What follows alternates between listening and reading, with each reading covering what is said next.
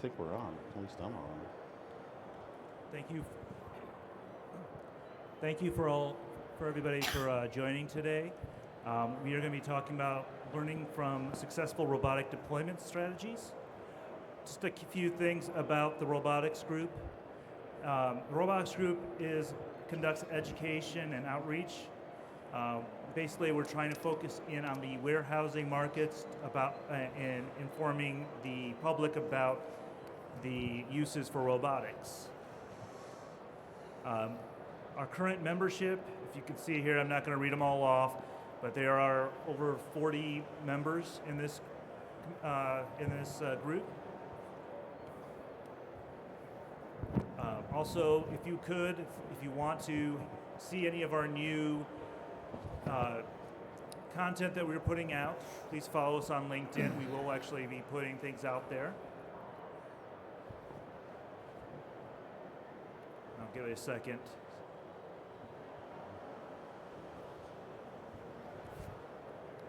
All right. I know there's going to be a lot of QR codes, but here's our latest white paper on robotic trends. And this was written by Penn State for us based off of information that we had got, that the robotics group had worked on with Gartner and Peerless Media.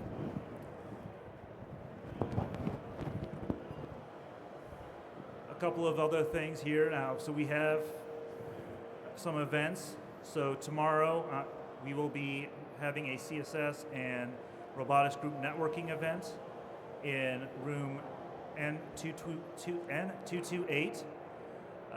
We will also have, at this networking event, we will have Amazon and Tompkins Ventures speaking to everybody in attendance, and that's in the morning. And then in the evening, we have a happy hour, the manufacturing happy hour by Chris Lukey that TRG will be sponsoring from 8 to 11. If you need more information about either one of these, you can come see me in the back. And with that, I'd like to introduce Greg Miney from Envista. Hello, everyone. Again, my name is Greg Miney with InvistaCore. I'm a vice president here within our consulting, automation, and robotics practice. And basically, we help design and implement material handling systems, including robotics. With me on the panel is Jasmine Lombardi from Locus, Matt Culp, and Jeremy Moore. Jasmine, tell us a little about yourself. Just a sound check here. Can you guys hear me? All good? Hi, Jasmine Lombardi. I know I don't look Italian. I'm actually Chinese here, but I do use my hands a lot. Any case, I'm the Chief Customer Officer with Locus Robotics. I've been with Locus for the 8.5 years. So I'd love to be in this session to share with you the journey that we did, and especially covering the deployment aspects of the automation. So my team is in charge of pretty much what I call the entire customer journey, starting from deployment into support, account management, optimization, field services. Everything you can think of to make our customers successful is in my organization. So glad to be here. Hi, yeah, my name is, can you hear me okay? Check. Hello. Testing. There we go. Good morning, everybody. Welcome to ProMat. And my name is Matt Culp, with St. Ange Company for 26 years. And our firm is a professional services firm only, and we do material handling designs for distribution centers, manufacturing plants, among many others. And did he turn me off? So there we go. So that'll be the perspective that I'll be providing. And it sounds like I'm going to have to find a new chair. Whoa, there we go. Good morning, everyone. Jeremy Moore. I am the Senior Director of Operations for Saddle Creek Logistics. Been with Saddle Creek for 2 years and about a month. And I'm excited to be here today to talk more about the tactical implementation, really the end-to-end life cycle of implementing robotics and what that looks like for an operator and local operations. Yeah, so the One of the topics that we first wanted to discuss is who should have a seat at the table, who needs to be involved in the decision-making process from a client perspective. And Jasmine, I was wanting to get your opinion on that one. Sure. So as I said, I've been with Locus for 8.5 years. As you can imagine, in the early days, automation is not necessarily the thing for a lot of customers here. I was employee number 1 of my own customer success organization, so I learned a lot over the last 8.5 years. So one thing in terms of where who should have a seat at the table, it's really the important stakeholders. At Locus Robotics, it's a very cross-functional, it's a partnership with our customers. So we started off with a kickoff process, and within the kickoff process, we identify who are the key stakeholders, and they would include the executive champion, right? Because you need the executive buy-in. You need the operational folks, like the director of operations, like Jeremy here. Even maybe the ops manager, who will own the systems at the end of the day. So you want to get them at the beginning and give them a seat at the table. Now, IT is another one.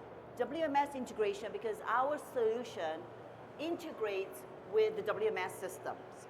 So as a result, it's so important to have IT or maybe even the WMS integrator, maybe it could be a technology partner, or any other partners that you integrate with should have a seat at the table. Because during the kickoff process, you are going to go through what the journey is like during deployment.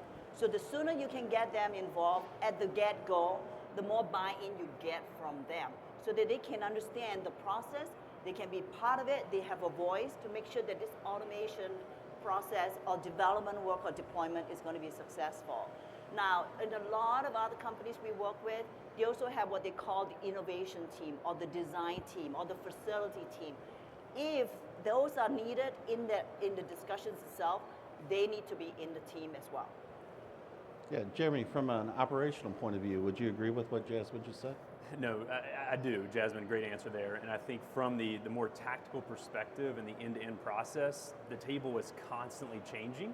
So while we wish that every solution was a one-size-fits-all, it never works that way. So looking at the beginning of implementation, you need your key stakeholders, including the client. We know that oftentimes we try to fit a square peg in a round hole. Mm-hmm. Automation doesn't fit every solution that we have. So we want the client to be involved in that from the very beginning and making sure that automation fits their solution. It comes from proper data, proper solutions, and engineering as well. So the client, number 1, second within the operations, and then I think the solutions and engineering team need to be a part of that from the very beginning as well. As you travel through the solution and through multiple different stages and phases of implementation, there's handshake agreements that happen as other people come off and more people come on. You're going to want your safety partners looking at this to ensure that this solution that you're fitting into the operation or a certain building, does it fit? Does it synergize? You want your HR involved in this. The solution we're rolling out, can we hire? Can we fill to that? And then you also want to be very closely integrated with your systems team and your solutions engineer. So as you go throughout the process of implementation, that table grows and then it shrinks, and it's just a constant turning of different individuals. I do believe there are some that are there for the full run, but you just have to be mindful of those stakeholders that need to come in and then leave as time progresses. Yeah, with that information, Matt, how do you get started, all right? You know who needs to be at the table now, but how do you start the process? How do you start thinking about what the implementation would need to look like and who all needs to be involved, and basically give us a couple of introductory steps as to how to start the process. Okay, sure. So that is often the question, right? Can you guys hear me? Okay. That is often the question, is where do you start? And someone said a long time ago, the journey of 1,000 miles begins with the first step, and that first step is often the hardest, right? So where do you look? And I think distribution center, you're going to look for payback on the automation. And I think everyone we talk to these days, this is probably what you people feel, is that they say, this big retailer opened a DC down the street, they're taking all the labor, we can't find people.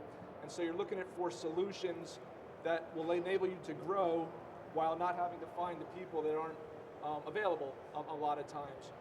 And so then we start with the process. We're very process focused, and I think you want to look at just about every distribution center has unload, stage, put away, replenish, pick, pack, and ship, maybe with value-added services. So where do you start? You often look at the P&L statement for your operation. You're going to look at labor is going to be a pretty high line item on most distribution centers. And so, okay, you want to start, how can our automation or robotics address this labor cost? And then you're looking at a distribution center, and through those functional departments, typically, not always, but typically, pick and pack is where you're going to have a lot of labor. So, okay, you'll look in pick and pack, and then oftentimes picking is that piece pick especially is where you're going to have the labor. So then you look at that from an industrial engineering standpoint, and where's all that time? And again, just typically, it's in travel. 60% plus is going to be in travel. So all these solutions, a lot of them are looking at, when you boil it down, starting with how can we reduce travel in a warehouse. And so that is often how you get started, and then you look at how many you have, what the total cost could be, build out your business case framework, start filling in what you know, and then doing research and designs to take it from there. So I think that's where we suggest starting. And if it's a manufacturing plant, it's very similar. That the labor may be in different areas, but again, back to the DC, you might look at people that have problems building pallets, but you have 10 there and you have 200 in picking. So again, where's your concentration and where you're going to get the biggest value for what your investment is? Yeah, no, go ahead, Jasmine. No, so I want to actually echo what Jeremy was saying. We have sites that is in European countries. For those people who have done business over there, they emphasize a lot on health and safety aspects around that, and the experience that we have it can be a long pole in the tent to just be able to get that approval through the labor union or even regulations and so on. So it's really important to identify anything on the peripheral as well. Like he says, you might have some people coming in and then leaving after a certain approval has been done. So that's actually important. HR is another one that we thought was really important as well, because people in the automation tends to think that the robots are going to take away their job at the beginning, right? So we need to work with the HR department to really formulate a plan on how do you communicate to the employees to ease their fear of losing their job, and why the customer is doing the automation. Primarily to message that, to think that way, so that they can plan communication ahead before the go live and so on. So just want to supplement some of what Jeremy shared. Yeah, and a lot of times you want to free up your employees to help out in some other area within your processes that require more manual operations. So like Matt said, cut down on travel, cut down on picking times. If we can help that, and then you can use those employees to supplement something else, that's a way to handle the process and to implement this automation. Jeremy, do you have any opinions on this as well? Plenty. I would think so. I'll piggyback on what Matt said. I think it starts with two words, and that's data and synergies. And if you ask any solutions team in the room or outside of here, you got to have good data. So where we start is the data that we're presented and how what synergize. I call myself oftentimes an operations hog. I want all the operations in my building, but I know they don't all fit. So can we make sure from the beginning that the data leads to my location? Does it synergize with what I have going on there, and does it integrate well? So I think those are two pieces on where you start, and how do you synergize across those different accounts. I think that's so important.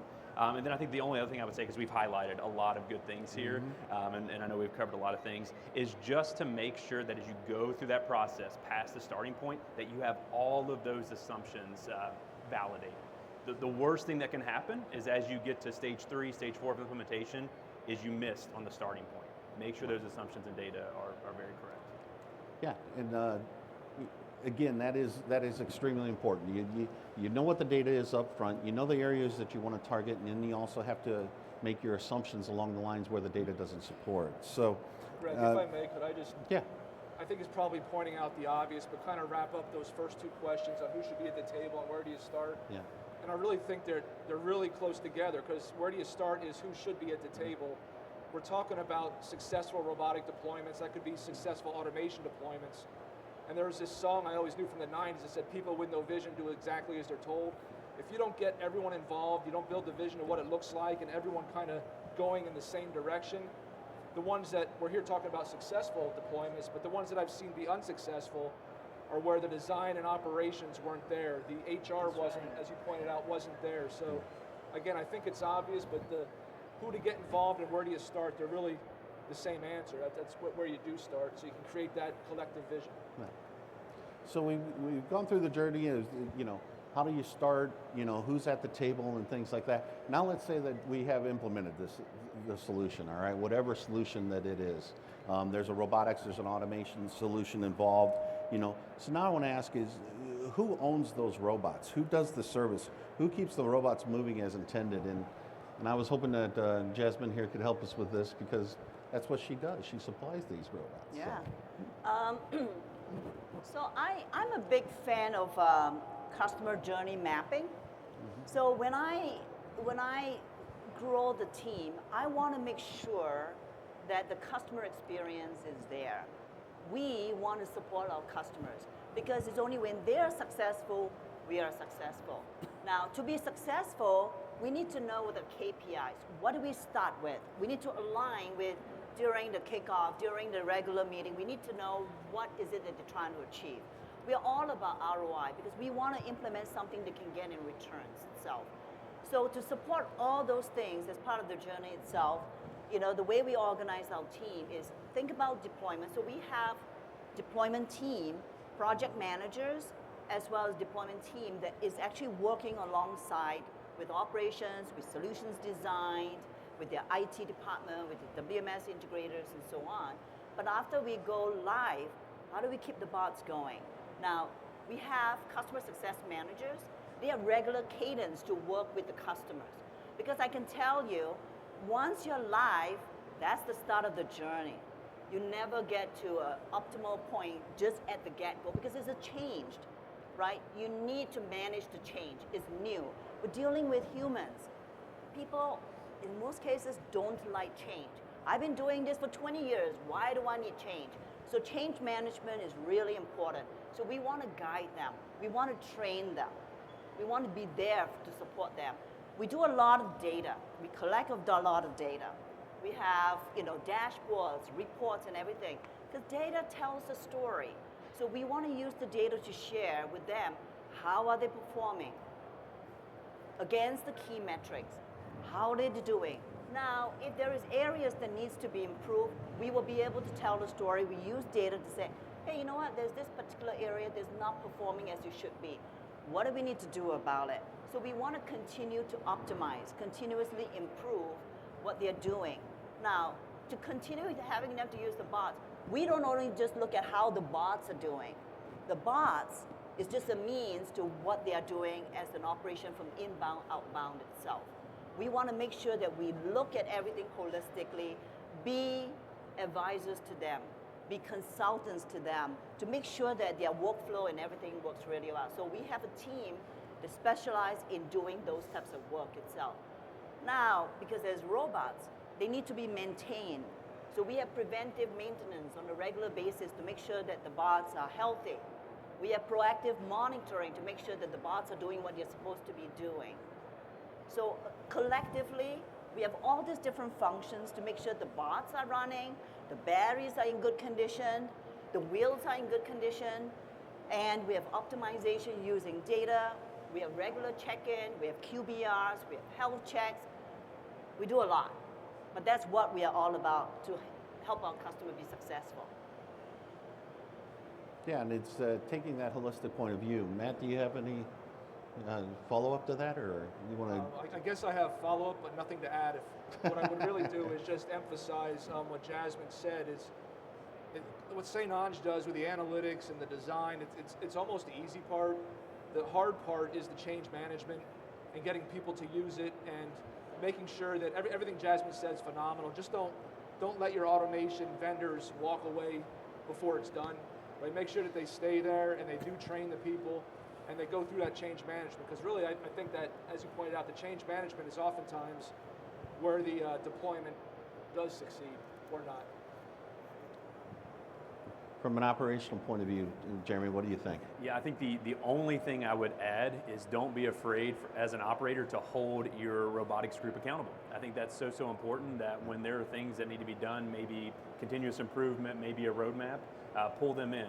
The beginning is not always the end, and you've got to make sure that you hold them accountable because it's a partnership through and through, and they hold us accountable as well. So it's that partnership and handshake throughout the relationship. Yeah, and there's also a planning aspect involved with it, you know, and you know, sometimes over the deployment of some of these systems, things change over the 12, 15, 18 months it takes between the time you start discussing the project to the time that it is implemented. And that constant communication with the team and with the operations group to just tweak the things that are needed along the way is a big benefit. So Jeremy, I wanted to ask you as well, we've gone through the process. What have you learned along the way? What are you seeing that you would you know, advise our potential clients out here, you know, what to look for and how, you know, going forward with this? Yeah, assuming that we've defined KPIs and SLAs coming to this point, making sure that, one, there's a few measures of success here, but that you're hitting those. So as we've implemented, as we come through into startup or rollout, how are we tracking against those? What does that look like? And ensuring that we're meeting the KPIs, not only that we've signed up for, but also the customer needs as well. I think just a few other things that I would highlight to look for as you come into the implementation phase is that continuous improvement. What you thought you were getting at the beginning, are you getting that, and what have you learned along the way in order to already improve? I don't think a continuous improvement roadmap has to be 1 year, 2 year past go live. It could be first 90 days. It could be 180 days in. Just ensure that you're having those open conversations. And then I think from there, just ensuring that there is this constant maintenance and sometimes hand-holding in the first several months to ensure that we're meeting those demands as well. Yeah, no, you know, client support, being on site after go live is critical. Jasmine, you want to touch on that as well? Yeah, by the way, I just missed a function. We have 24/7, 365 support as well, right? So, you know, operations, we have customers that are just 24/7. I think they only take 1 day off, more probably, maybe. And so we have a global support team as well to make sure that the customers have a way to contact us when they need help here. So now one of the things that I want to kind of tag along, so Jeremy, 3PL, has Locus Robotics in his operations here. One of the things that we were just briefly talking about is their flexibility and the ability to scale. Businesses change, customer profiles change, demands change, peak season.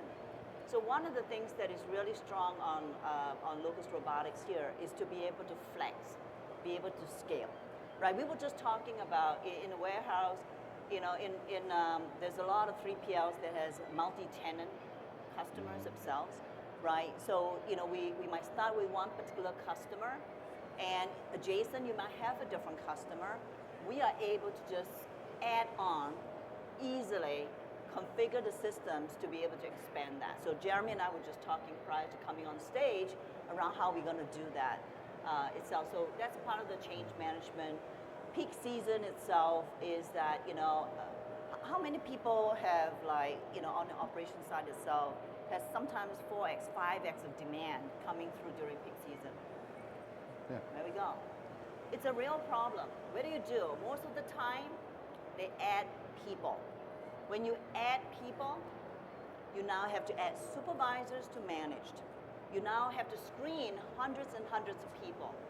We have stories to tell you that, you know, once the robots were there, they only hire a fraction of what they typically do.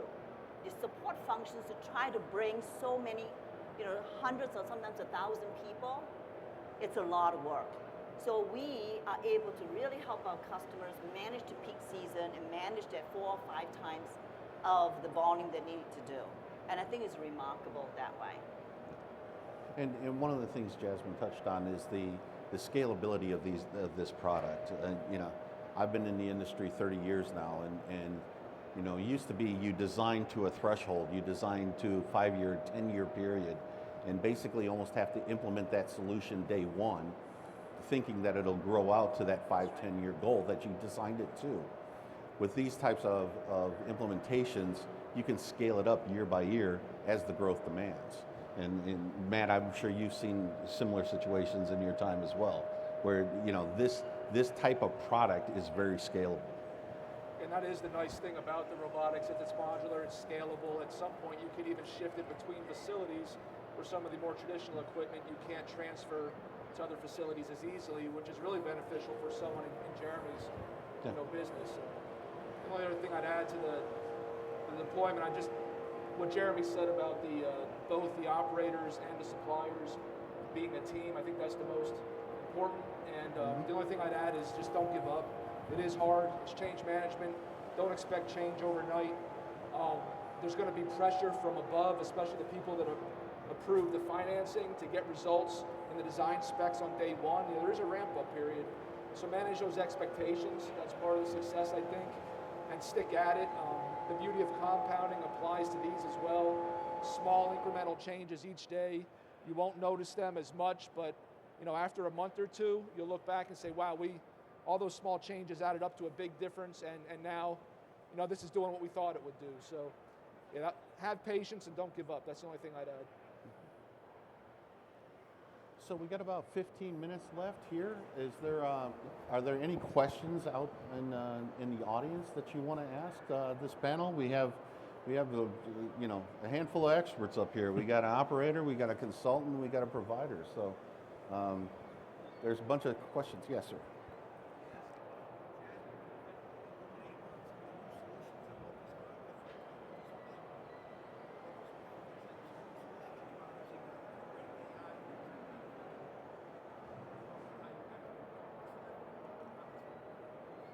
Yeah, so the gentleman asked about potential new solutions and the effect of AI within those solutions. Sure. So Locus Robotics is on what we call a RaaS model, Robot as a Service model. So it's basically an OpEx model. You don't buy the robots, you technically lease the robots there. Within the RaaS platform, we have what comes with it is a solution. You know, I like to say that Locus Robotics is a solutions provider. Yes, robots is a means as part of the solution, it's a tool. But you know what it is? The robot is physical. What really differentiates us is the software. And the software is what we call Locus One. So the Locus One platform comes with the robots, comes with the intelligence around that, and comes with us, my team, that's there to partner with the customers on implementation. So Locus One platform comes with multiple things itself. What Tim was asking here is about Locus Hub, which is part of Locus Intelligence. Data, as both of them have said, we use data. We are very data-driven customers. And with data comes AI, right? So you need that data. We, by the way, surpassed 4.5 billion pigs. We are going to be 5 billion pigs. Just imagine that number. How many zeros are there? Just imagine that. It's a lot of pigs. It's a lot of data. We believe in business intelligence. We work alongside with our customers. We get their input around what do we need for you to run the operations efficiently, right? So there's the business intelligence, there's Locus Hub, but we don't stop there. In terms of AI, we use machine learning to recognize MAGs. We are using simulation to be able to do what-if scenarios. We have what we call Locus Labs. By the way, all these things that I'm mentioning, if you want to hop over to the South Hall, the Locus booth is 2703. Go there, check out all these innovations that we have. And for those people who love to work with the robots, we even have a demo floor there where you can actually interact with the robot directly. Okay? Now the other tech stack is that around the business application. That is really our secret sauce as well. which is business applications of making sure that the UI is easy for the associates to interact. We speak about, I think 25 languages is my last count, because the UI translate based on the profile of the person who's interacting with the robots through a user tag itself. So those intelligence, those data, it's all built into our system, which is where AI comes in. There's a lot to do. Everybody's talking about AI. There is a lot out there. And we are an innovative company, okay? You know, Jeremy, you have also used another robot called Vector, Origin and Vector, but they address different use cases. And the robots, by the way, is really an AI machine. They autonomously is able to get from point A to point B without any code on the floor. That is AI. The robots travel on its own. That's amazing. Like I said, check it out, 2703 South Hall. You know, love to see you guys there. Let me see if I missed anything. You want to? You good? Okay.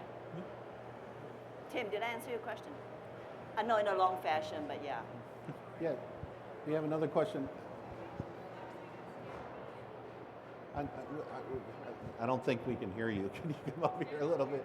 I'm sorry. You mentioned flexing and scalability. Scalability, I got. Can you talk about the flexing? Because I'm thinking, like, if we set an ROI, we set funding, and we have to flex, like, the cost that comes up with that. So can you describe that some more? Yeah, so the question here is basically along the flexing of the robotic force to manage the busier types of your year, correct? Your peak seasons, things like that. So I'll ask Jeremy to kind of talk a little bit about this as an operator. Yeah, I think with any solution, you have to be able to meet 5% or 100% of demand. And I think that's so important when you think about just scaling your operations and flexibility. I think the answer that I'll go back to that I mentioned earlier is how can you flex it in a certain account into another account? I think that's one piece of it. And then holding our Locust team, and yeah, I'm using Locust as an example, multiple other vendors accountable to what does that flex look like? Are we able to flex amongst customers? Are we able to flex amongst different operations? I think it's going to be very operation specific, and how you flex that. Scaling's a little bit easier. I think we've talked about continuous improvement roadmap. We've talked about how we build solutions that can peak and scale without even bringing in additional robots. But flexing across customers, flexing across operations, and then the last thing I'll say is challenging your partner, whoever that may be, to flexing across use cases. So what I may be picking in direct to consumer, why can't I make that a B2B solution? Why can't I make that a point-to-point? Why can't I utilize that for some other type of operation? It's going to require some creativity from the operator, from the solutions team, but have that conversation with your partner, just like we do with Locust, in understanding how can I flex this from what it was built for to what it can be. And I think that requires the creativity. So there's many other use cases that can come from it.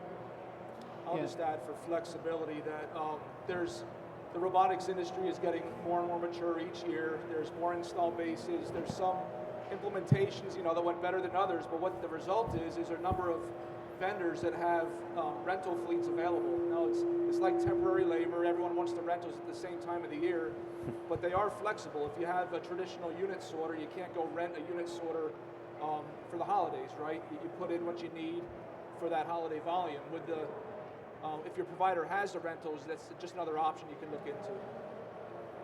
Yeah, other things in terms of flexibility as well.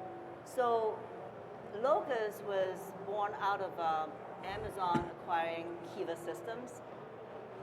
When Quiet Logistics lost Kiva Systems there, we want to make sure that we design a system that is flexible to be able to help 3PLs to add. I was impressed that Jeremy used the term cust owner.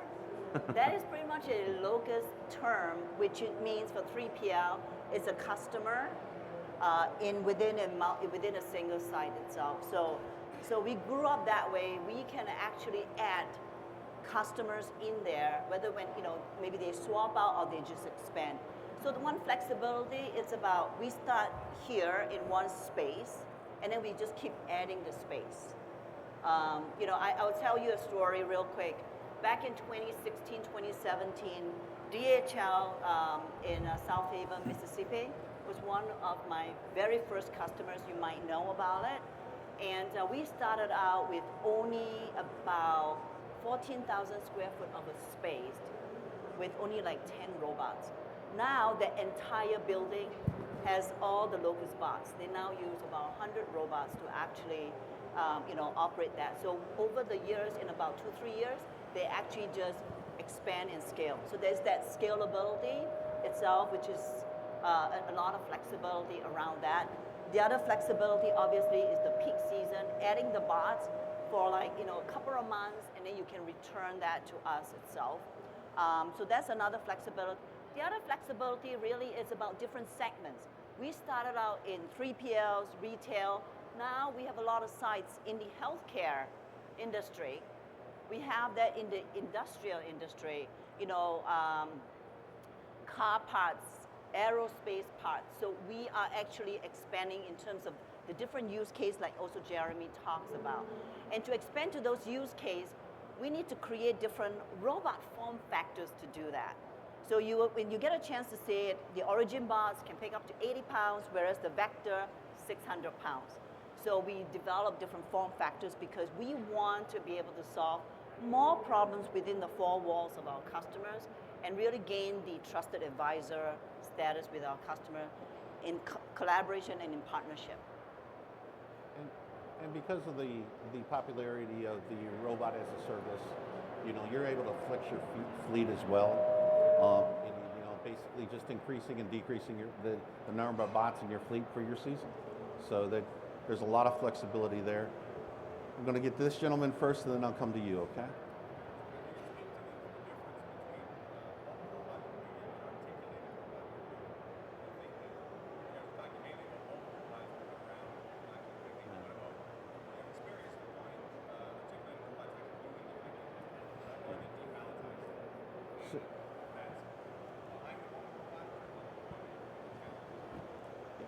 Yeah, it's a great question. So the question was, are there any comments on articulated robots that do the actual picking as opposed to, we've been talking about basically AMRs, talking about locusts that move around. When we look at the robotics, we think about the controlled mobility, the controlled identification, and then the controlled grasping. The mobility identification, I guess I'll say the easier ones. The grasping is the tougher one. There's one company out in Pittsburgh that was trying to do all three. I think they were called, I remember the name, but they were walking around with a picture of a locust robot with an arm pick on it that was going, identifying and picking it out of the area. The articulated robot's been around since the 60s, 70s in the automobile industry. That's a solved solution. It was adding it to the mobility that was tough. And so we have seen implementations with people doing the traditional unit sorter, dumping into the bin and then trying to do the identification, selection, and putting to a put wall. The articulated put to a put wall. In that case, the identification part of it was difficult in the bunch. And so where it seems to be now, at least in my limited experience, this is one person speaking, but it seems to be we're leaning towards, I think, robots doing the selection of a tote, conveying it to an area where there's an articulated robot. That tote now has identifiable sections, and so you're not identifying within a bundle. You kind of have one SKU in the tote, so that makes it a little easier. So that is kind of where the application of the articulated robot is at now.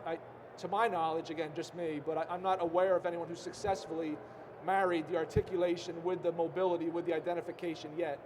I think it's coming, but that's what I've seen, and I've seen successful installations. Some of their competitors, maybe you, I'm not sure, where they have those pick modules. The thing is, it's the rates don't necessarily get to the ROIs that you would like until you work over, as she mentioned, 24/7. You really need a 3-shift operation to approach the justifications at the current price points.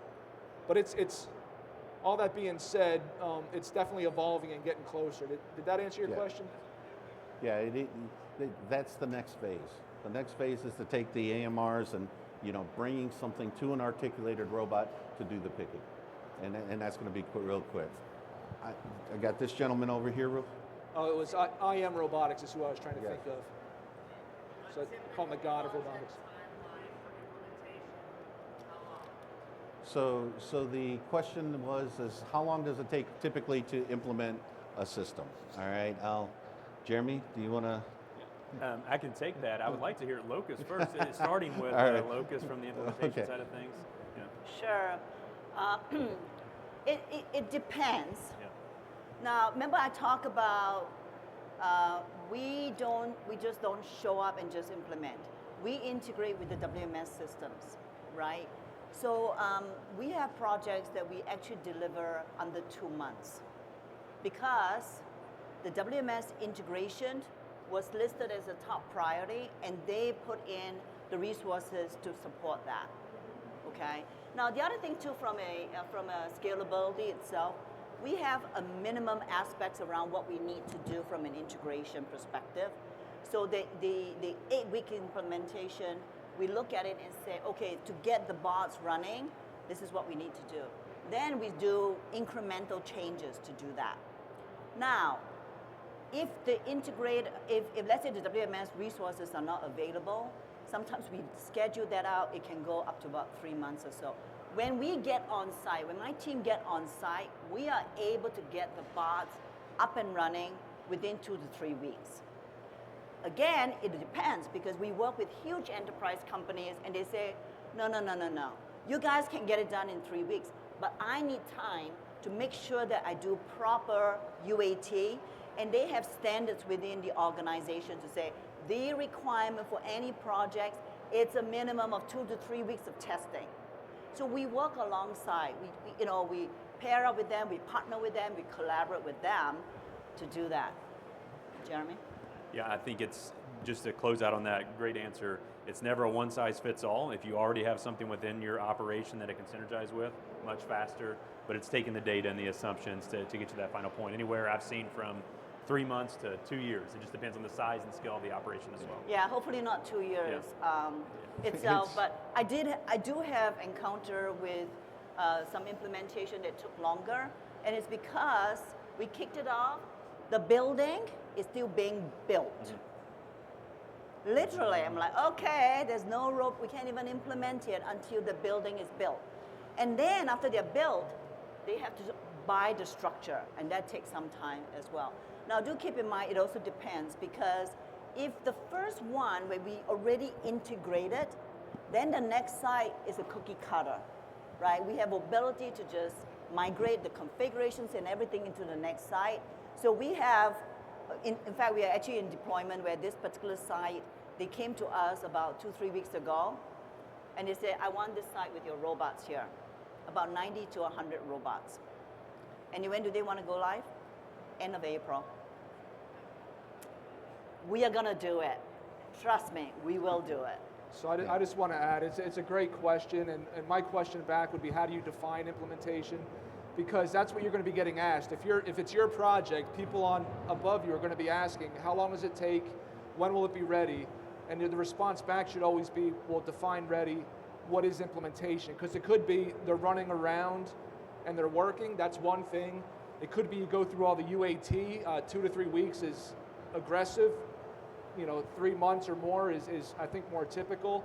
And then it's, you got your beneficial use. Now are you meeting all the KPIs Jeremy mentioned? So it's that change management and the political aspect. If you're going to be asked that all the time, ask back, how do we define it, and define success, and then we'll march towards it.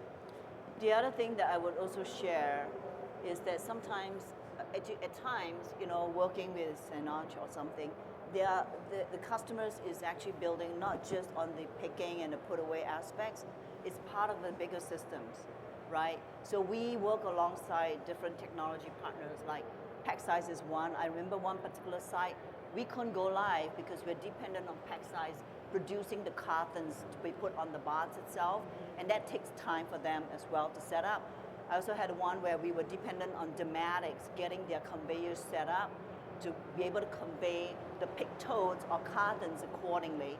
So it becomes a bigger project, and we are part of it, but we collaborate across the board just to make sure that we understand all the timing and where we interface with all these different partners.